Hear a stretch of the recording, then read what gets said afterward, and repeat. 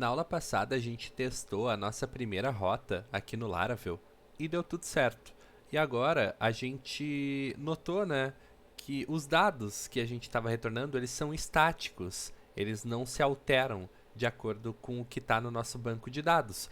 A nossa rota hoje que retorna os nossos cursos, né, a rota do tipo nossa rota do tipo get barra courses, ela hoje retorna esse dado estático que a gente escreveu, né? E como que a gente faz para que no nosso banco de dados essas informações fiquem salvas no banco de dados, né? E retorne elas aqui para nossa rota. Como que a gente faz isso? Como que a gente cria essa conexão? A gente precisa, antes de mais nada, criar no banco de dados essa estrutura básica que vai nos dizer o que que um curso, por exemplo, tem, se ele tem um nome, se ele tem uma descrição, enfim.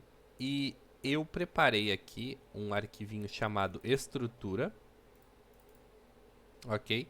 Bem simples esse arquivo.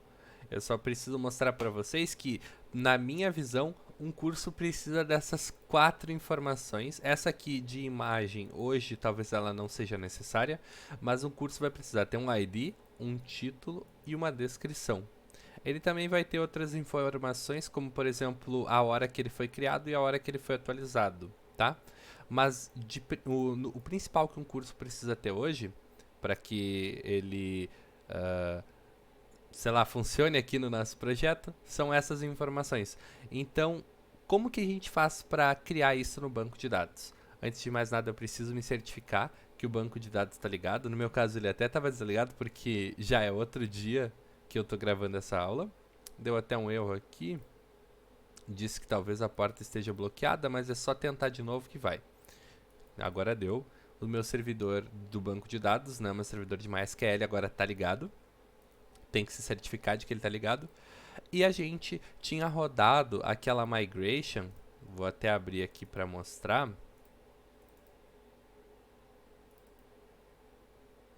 Ó, tá aqui nossa tabela de migrations. Ela tá vazia, né? Então, assim, a gente criou aqui o nosso banco de dados, mas a gente ainda não fez nada com ele, beleza? O Laravel, ele possui uma migration por padrão, tá? Ele já vem com ela no sistema aqui, né? No projeto, quando a gente cria, que é a migration de usuários. Então, assim, como... Eu não lembro se eu cheguei a falar isso na aula passada, mas... basicamente, toda a questão de como funcionam os usuários, quais informações eles vão ter, isso já tem no Laravel, já está tudo pronto e a gente não precisa se preocupar tanto com isso.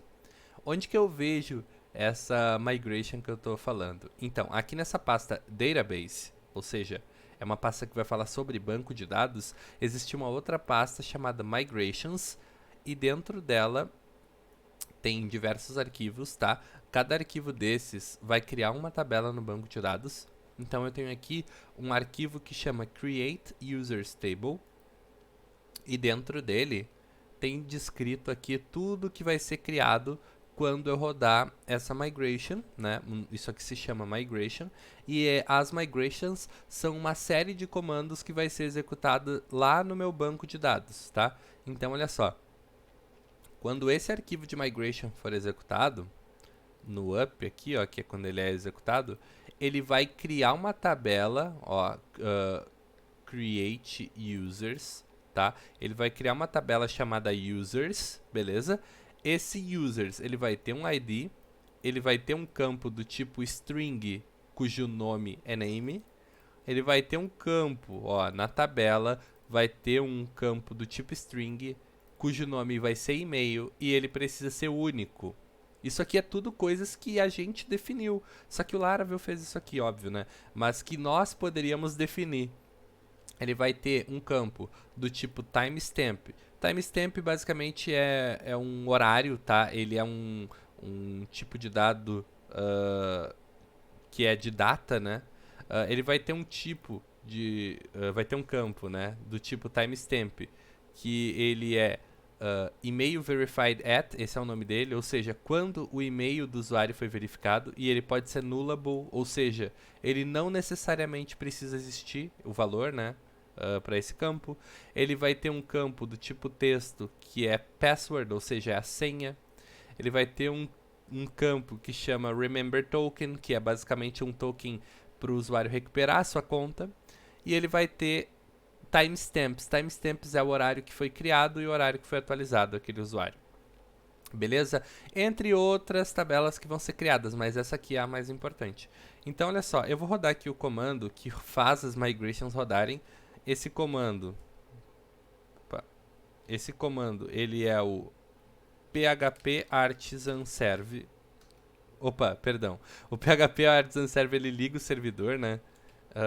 O comando é php artisan migrate, tá?